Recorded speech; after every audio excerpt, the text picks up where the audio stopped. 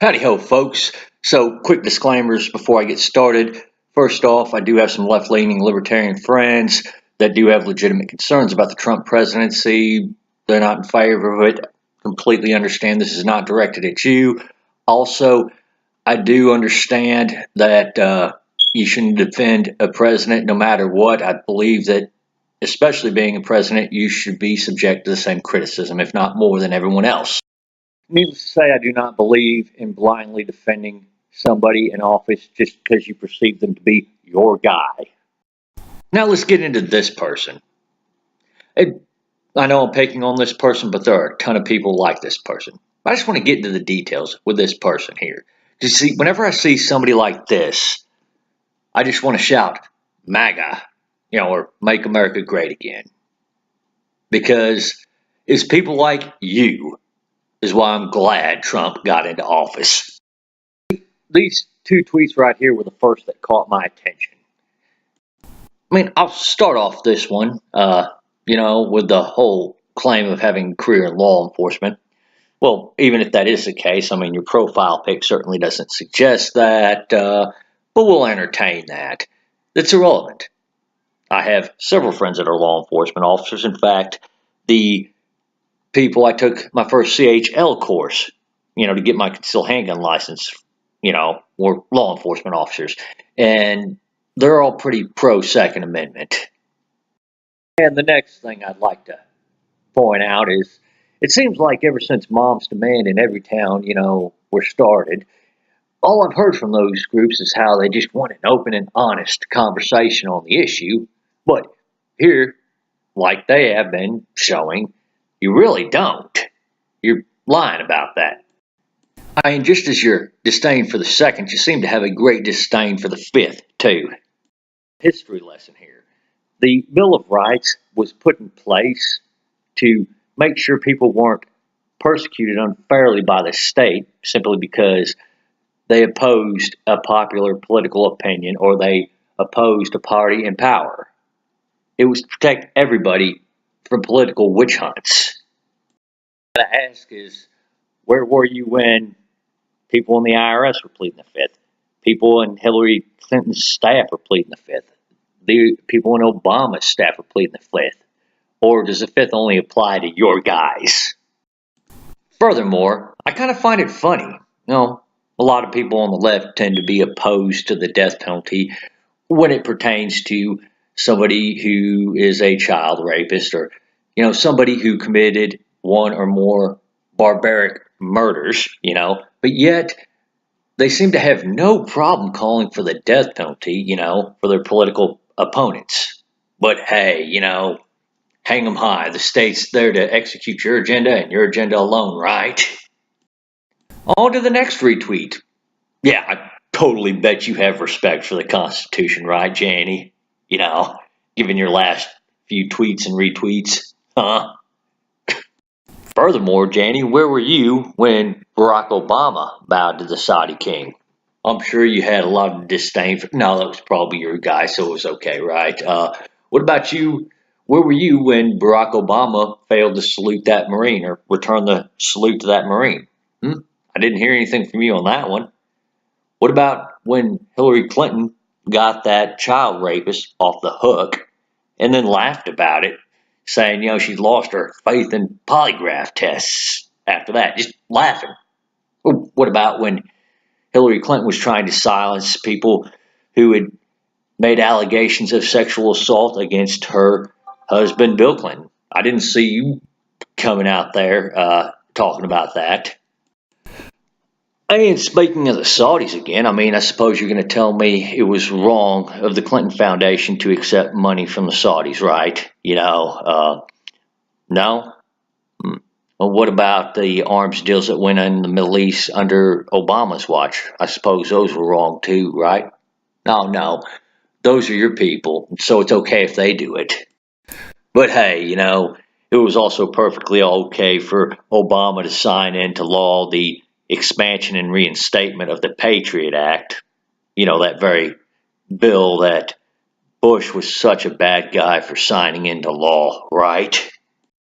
And I'll go on the record and say I didn't like the Patriot Act. It was pretty unconstitutional. It wasn't good when Bush signed it into law, and it certainly wasn't good when Obama signed it into law either. See, both of them were wrong on that one. Let's go to see how you feel now about fellow law enforcement officer Sheriff Clark. Will cops are laughing at him? Doubtful. Veterans appalled? Yeah, okay. You really don't have your finger on the pulse there either, do you? You know, and denying prisoners water and killing them? Yeah, okay, you totally didn't make that one up. And you act like people can't see your petulant behavior coming from a mile away. Like oh, resign. I want to throw a temper tantrum if you don't resign. Not my president. Hey, remember in 2009 when Obama took office? And anytime anybody had anything critical to say of him or, anything to say about his policies or anything like that, there was always somebody on your side of the aisle that came out to say, you can't talk about him like that. He's your president. Well, guess what? Trump's your president now.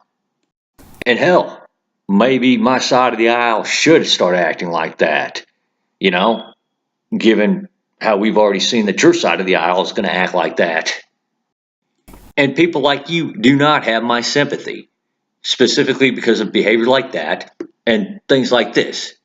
You're not upset because you're afraid Trump is going to strip liberty off of you that you perhaps value. You're upset that your person didn't win and they weren't going to impose your will on us, on the rest of us. That's what you're upset about, and you're throwing a temper tantrum like a petulant child. And moreover, people in your area of the political spectrum, I guess, really haven't learned their lesson now, have they? I mean, look at those tweets. You still apparently haven't learned to leave other people alone. Instead, you're demanding the government come in and dictate to them how they live. And you didn't think there was going to be a backlash? I mean, shoot, every time I see your tweets, I'm like, Trump 2020, dude. And you're not the only one. You're just the one I use as an example. I'm still going to, by the way, continue to support candidates that I believe are going to support the freedoms I value. That's just plain and simple to it, And if it makes you guys squeal and cry like the little petulant children you've shown yourselves to be, well, that's just icing on the cake right there. And yes, I did love seeing gun controllers, SJWs, and other authoritarian leftists like that bawling their eyes out when Hillary lost that election. That was great. It was epic, to say the least. And yes, people on your side of the aisle are piss poor stewards of power. And let me explain what I'm talking about here. You see, whenever somebody who's left-leaning wins the election, you don't see people on the right going to burn American flags. You don't see my gun-toting friends out there burning an American flag or anything like that. You do see some on the left that do it. Now, again, I don't know that you've burned a flag and I don't know that you support it, but strangely enough, it seems to be a lot of more commie-leaning type of leftists that are burning American flags anytime somebody they don't like wins an election. And I'm not saying that people don't have a right to do it. Obviously, First Amendment protects that right. What I'm saying is that you're a pretty piss poor person if you do. You see, that flag is a representation of our nation as a whole, our culture, our freedom, our liberties, our people, everything.